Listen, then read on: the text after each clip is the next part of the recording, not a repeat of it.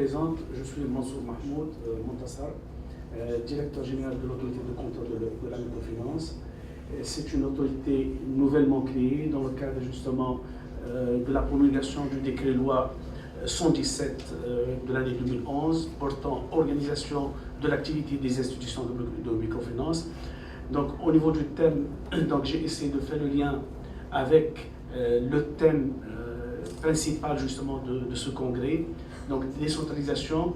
Donc je vais parler de la microfinance et de l'inclusion financière dans le cadre justement de ce thème principal qui est la décentralisation. Donc, comme plan, je vous propose le plan suivant. Donc, je vais parler de la microfinance et la décentralisation, quel est le lien entre les deux. Également, je vais parler justement de la microfinance en Tunisie. Donc, dans le cadre de la présentation en ce qui concerne la microfinance en Tunisie, bien entendu, je vais parler de la vision concertée ou bien de la stratégie qui a été mise en place pour le développement de la microfinance en Tunisie. Donc, dans ce cadre-là, il s'agit d'évoquer toutes les questions qui concernent le cadre législatif et réglementaire. L'autorité de contrôle de la microfinance, qui est un acteur majeur au niveau justement de ce cadre législatif et réglementaire, l'autorité que je représente, également les acteurs du marché, pour aboutir justement à une notion capitale, et nous allons voir pourquoi c'est une notion capitale, à savoir la notion d'inclusion financière. Donc, juste en ce qui concerne justement la microfinance et la décentralisation, il s'agit de dire que la microfinance pourrait être considérée comme étant un outil de décentralisation. Donc la décentralisation de l'économie, il s'agit de dire tout d'abord que la décentralisation de l'économie est une notion capitale et fondamentale du développement local. Donc l'État, justement, qui s'est inscrit dans un processus de décentralisation, ne doit pas justement se désengager totalement de ses obligations en matière économique.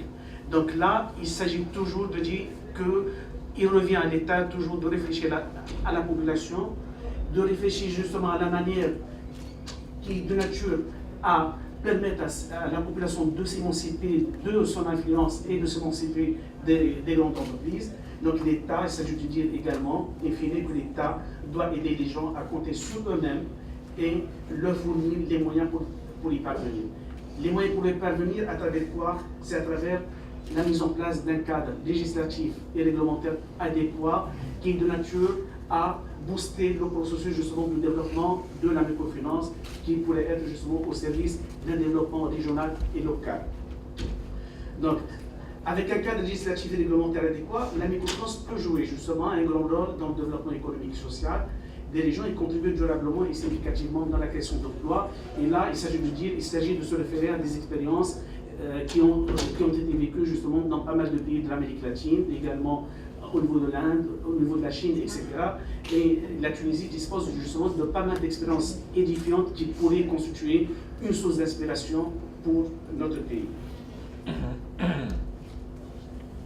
Donc, les services de la microfinance s'adressent globalement à une clientèle traditionnellement exclue du secteur bancaire. C'est une clientèle qui n'est pas servie justement convenablement par le secteur bancaire. Donc, c'est une population par nature qui est exclue. Donc, et par une méthodologie adaptée et une implantation décentralisation basée sur la proximité, les institutions de microfinance, bien entendu, vont contribuer d'une manière significative à lutter contre les problèmes des inégalités, les problèmes de chômage, de la pauvreté, etc. Donc, on peut résumer justement ce que je viens de dire de l'année suivante. Donc, la microfinance, elle offre justement une gamme de services financiers diversifiés, donc l'épargne, l'assurance, transfert d'argent, moyens de paiement, etc. Seulement, il s'agit de nuancer actuellement pour le contexte tunisien, c'est que le cadre législatif et réglementaire ne permet pas aux IMF, à l'heure actuelle, justement, de collecter de l'épargne et non plus d'effectuer justement des transferts. Donc, mais ça pourrait être justement une étape à moyen terme que l'on pourrait atteindre à l'instar de tous les pays qui nous ont précédés au niveau de ce domaine. Donc, et la cible, ce sont des personnes à bas revenus, des micro et des petites entreprises qui créent de l'emploi, qui créent de la valeur ajoutée et situées justement à des coins les plus reculés d'un pays qu'aucun banquier justement arrive à desservir. Donc ce sont par nature une population qui est exclue du système.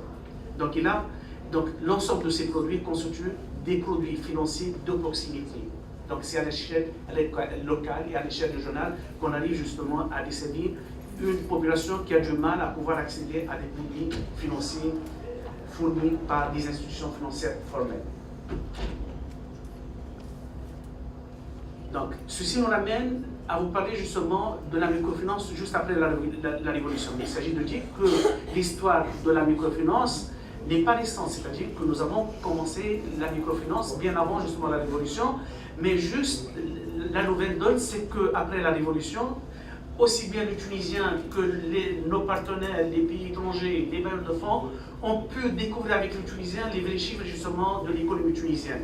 Donc nous avons pu constater justement les vrais chiffres du taux de chômage, le déséquilibre régional, les vrais chiffres justement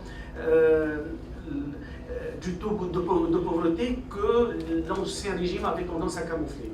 Donc, avec la révolution du Jasmin, donc, nous avons découvert justement la vraie réalité de la Tunisie, de notre pays. Donc, et du coup, la microfinance a été pointée comme étant justement un instrument qui pourrait lutter contre les problèmes dont souffre la Tunisie, à savoir le déséquilibre régional, le taux de chômage chez les jeunes et la pauvreté. Donc c'est un outil qui, si jamais il est bien employé, donc il pourrait contribuer d'une manière significative à aider le pays à surmonter toutes les difficultés économiques auxquelles il s'est heurté.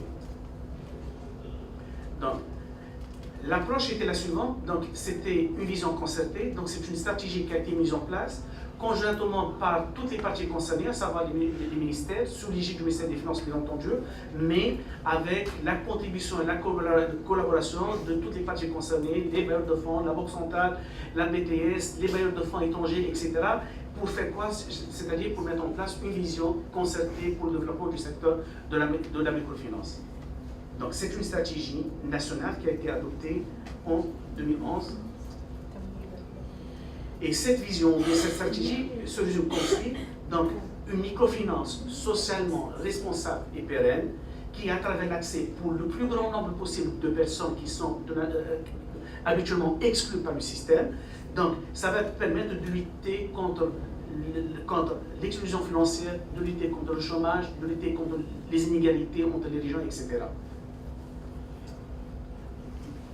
Et cette vision concertée ou bien cette stratégie, elle a été traduite justement par 4 axes. Donc au niveau de chaque axe, il a été identifié un certain nombre de mesures et d'actions.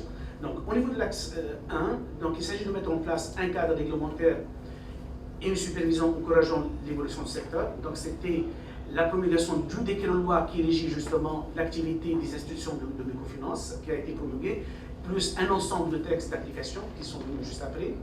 Au niveau de l'axe 2, donc il s'agit de contribuer via la microfinance au développement des régions et segments prioritaires. Donc au niveau de l'axe 2, il a été prévu la réalisation d'une étude de marché approfondie, donc pour détecter justement les segments prioritaires et également pour décider justement des avantages que l'on peut mettre en place au niveau d'une localité ou bien d'une région, etc.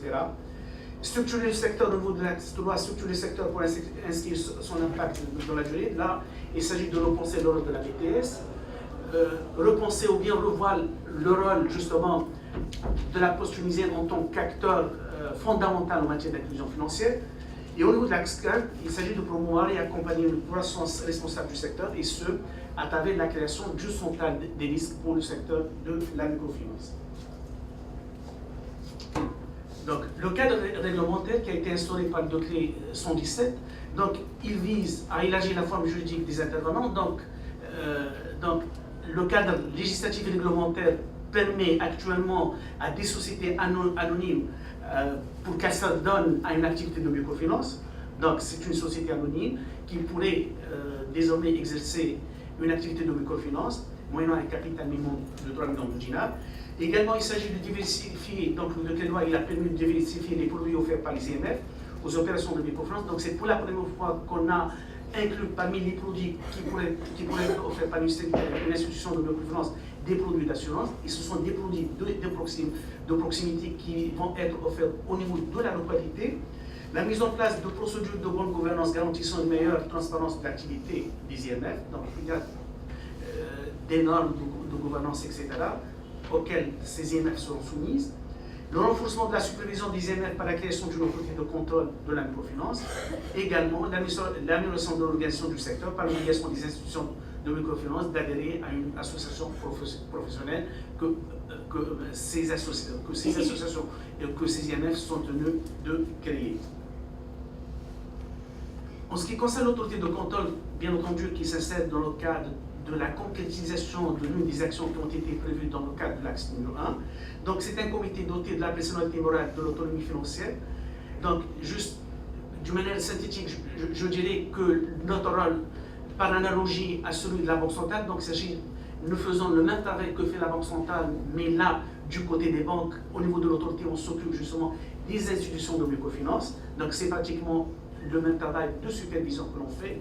Donc, la CM est chargée notamment d'instruire les dossiers d'agrément. Donc, nous instruisons les demandes d'agrément et l'avis est fini, et l'autorisation ou bien l'agrément est donné par une décision du ministère des Finances, mais sur la base d'un rapport dûment motivé et préalable de la part de l'autorité de contrôle. Donc, on a également un rôle de contrôle sur pièce et sur place des institutions de microfinance. Également, notre conseil d'administration peut s'ériger en conseil de discipline pour décider des sanctions et des peines infligées à l'encontre des IMF qui n'ont pas respecté les dispositions du décret de loi ou bien des textes d'application. Et également, j'estime que nous avons un grand rôle à jouer en matière de mise en place d'un système de centralisation des listes pour le secteur. Et là, nous travaillons avec une étroite collaboration avec la Banque centrale, étant donné qu'un client d'une banque et la banque en question aura la possibilité de se renseigner sur la situation débitrice de son client, non seulement au niveau du secteur bancaire, mais aussi au niveau des IMF. Et vice-versa, une IMF, avant de donner un crédit à son client, elle aura la possibilité de se renseigner sur la situation débitrice de son client, non seulement au niveau du secteur des IMF, mais aussi via justement les passerelles qu'on va avoir avec la centrale de la Banque centrale. Donc là, elle aura la possibilité de se renseigner sur la situation de son client au niveau des banques. Et tout cela, c'est pour éviter justement un surendettement ou bien un endettement croisé, et ce, pour garantir une croissance saine et un développement sain de la microfinance en Tunisie. Il s'agit là d'utiliser tous les enseignements et les leçons que pas mal de pays justement qui nous ont précédés à ce niveau-là. Donc nous faisons justement exploiter les leçons que nous avons tirées, en l'occurrence de l'expérience marocaine. Et également, nous avons un rôle pour émettre un avis sur toutes les questions qui concernent la législation, qui concernent le secteur de la microfinance. Donc, les acteurs du marché, donc, rapidement, donc, nous avons 289 associations de microcrédit. Donc, à fin 2013, nous avons enregistré 587 000 crédits qui ont été donnés, avec une valeur de 553 millions de dinars. Nous avons un opérateur privé qui est Enda Interarab, donc, qui a donné presque 1,5 million de crédits pour une valeur de près de 1 milliard 121 millions de dinars. Et également, avec le développement du secteur, nous avons donné un agrément à une société anonyme qui est Tessin Microfinance. Également, nous avons 3 demandes qui se situent à un stade très avancé au niveau de l'instruction. Donc là, l'objectif, c'est d'enrichir le paysage des acteurs justement du secteur de la microfinance. Donc là, sans nier toujours l'importance de la microfinance, mais j'aimerais bien vous parler de l'inclusion financière, étant donné que le champ d'intervention de l'inclusion financière il est beaucoup plus large que la microfinance. Et à l'instar de la microfinance, qui a été justement identifié comme un outil qui de nature à aider à lutter contre la pauvreté et les problèmes économiques. Donc, également, l'inclusion financière est pareille, mais là, c'est au niveau du champ. Et maintenant, à l'échelle des instances internationales, le méthode mot, c'est l'inclusion financière. Et la microfinance est dedans, c'est-à-dire que le développement de la microfinance s'insère justement dans toutes les politiques d'inclusion financière. Donc, Au niveau des bénéficiaires, l'inclusion financière ajoute à la microfinance, toute personne et entreprise peut en être servie par le secteur financier actuel. Donc là, il s'agit de songer aux PME, aux exploitations agricoles qui sont peu ou mal servies par le secteur bancaire. Et également, il s'agit de songer à d'autres produits qui ne sont pas offerts par la microfinance, à savoir justement le leasing. Donc, il s'agit, à travers de ce schéma, que nous avons puisé, l'information a été puisée au niveau de l'étude sur l'inclusion financière. Donc, nous avons une population de 3,7 millions qui constitue la cible de l'inclusion financière, dont justement 1,2 million de personnes qui sont éligibles au microcrédit. Donc, et comme je l'ai dit tout à l'heure, au niveau international, l'inclusion financière est devenue une priorité sur l'agenda de développement. Donc, l'inclusion financière, les organismes internationaux comme le G20, le FMI, pas mal d'instances, la Banque mondiale, ont tendance à donner justement une priorité absolue pour ces questions de développement et de la promotion de l'inclusion financière à travers le monde entier. En Tunisie, un ensemble d'initiatives pour améliorer l'accès aux services financiers, pour le plus grand nombre, existe, mais la notion d'inclusion financière, c'est une notion très récente. Et donc, cela nécessite un diagnostic approfondi de l'inclusion financière dans notre pays. Juste l'idée avec laquelle j'aimerais dire autre chose, c'est que nous devons être conscients que l'inclusion financière est mesurable. Et là, nous avons justement des sources qui sont à l'échelle internationale qui nous permettent de mesurer l'inclusion financière et de fixer des objectifs et les mesurer dans le temps pour voir dans quelle mesure les stratégies de développement adoptées par un pays, justement, cadrent avec les objectifs fixés ou non. Donc, vous avez une liste d'organisations internationales qui ont tendance justement à standardiser au niveau international la définition d'indicateurs pour la production d'informations et également pour mesurer l'inclusion financière. Donc, nous avons plusieurs critères à l'échelle internationale qui vont nous permettre de mesurer l'inclusion financière au niveau d'un pays. Et l'idée retenue, c'est que les indicateurs peuvent être déclinés au niveau local, c'est-à-dire pour voir justement pour avoir une idée sur le degré d'inclusion financière au niveau d'une localité, au niveau d'un gouvernorat, au niveau d'une région. Donc, en conclusion, comme j'ai dit tout à l'heure, microfinance, décentralisation vont de pair. Donc, la microfinance, c'est des produits de proximité. Mais maintenant, le maître mot à l'échelle internationale, c'est l'inclusion financière. Et donc, tout le monde doit se pencher sur cette question. Pourquoi? Parce qu'il a été vérifié au niveau des résultats enregistrés dans pas mal de pays que si on améliore notre degré d'inclusion financière, donc on aura résolu d'une manière significative les problèmes de sous-développement, de déséquilibre régional, lutte contre le chômage, la pauvreté, etc. C'est avec l'inclusion financière. Ce qui nous manque en Tunisie actuellement, c'est que nous devons absolument, et plus que jamais, rattraper tout le retard que nous avons enregistré. Nous devons mettre en place une stratégie nationale d'inclusion financière avec la participation de tous les acteurs clés. Je citerai principalement la Banque centrale, l'autorité de contrôle que je représente, les ministères, le ministère des Finances, des télécommunications, l'agriculture, le développement régional, etc. Tout cela pour se mettre d'accord en s'inspirant justement des expériences internationales en matière de mesures d'inclusion financière. Se mettre d'accord sur une mesure tout d'abord appropriée pour le contexte tunisien, fixer des objectifs, les décliner au niveau des localités et des régions et les vérifier justement dans quelle mesure on arrive à réaliser ces objectifs. Et je vous remercie de votre attention.